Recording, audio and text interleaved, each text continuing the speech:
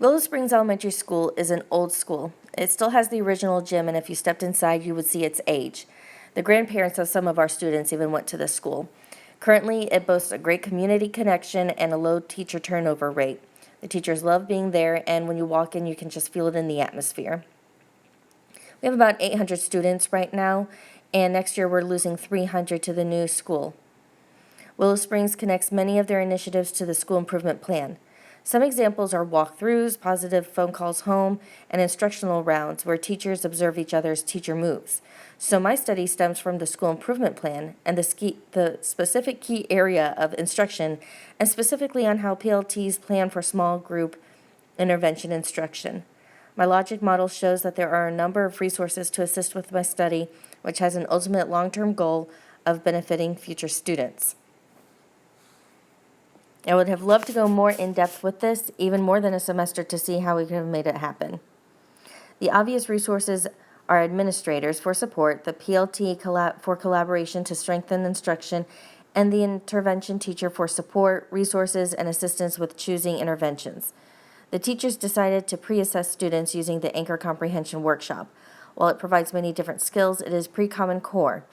The teacher, knowing this, is still teaching with more rigor during small group instruction and post-assessing with a different program, called Study Island. It is newer and it has more rigor to it. I never got to have the conversation about why she did not start with Study Island, meaning why did she just choose two different assessments. The first strategy was reviewing intervention plans for the students during PLTs. This provided information on which skills the teachers wanted to start with. There were 3 skills the teacher was going to work on, but she only got a little ways through 2 of them. I also planned on observing her during her intervention time and reviewing the data with her afterwards, but the best we could do in our situation is to have her send me some reflective thoughts on the information. There are the standard outcomes you hope for whenever you implement an instructional initiative. Student success. What attracted me more to this study were the outcomes beyond that, which came from my conversations with the teachers and my own reflection. One is that our teachers would not have to constantly reinvent the wheel and look for new interventions. The other is that this would benefit future students. As mentioned before, these are the methods for finding the effectiveness of the intervention: Anchor Comprehension Workshop pre-assessment, small group instruction, and Study Island post-assessment. These are the results for context clues. This skill was chosen because the students scored a 75% on it, and while you can see that the majority of the students did better on it, it's hard to still say if this intervention was effective. It was for this skill. If you look at the next one, word families, it wasn't as effective. So the fact that it was effective for one, ineffective for the other, I don't have any observation data, makes it harder for me to determine the effectiveness of the interventions that the teacher put in place. Unfortunately, I am limited in this study. As I mentioned before, my hope was to get into the classroom to see what the teacher does.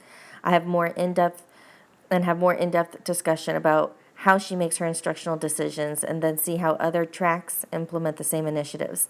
The positive from this is that it gives me a lot to reflect on if I decide to do a similar study at another school.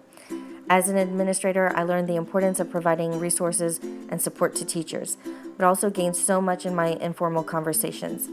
Kindergarten to 5th grade is a long way, and somewhere students' skill sets become more differentiated. Could vertical planning address this? What is my role in the PLTs? Will it be the same across all PLTs, and what would determine this? It also gives me a renewed, compelling why. I still base my leadership on my sense of advocacy and relationship building, but as a leader, I want to be sure to remember that ultimately, my job is to make it possible for teachers to do their job. Over the rainbow, way up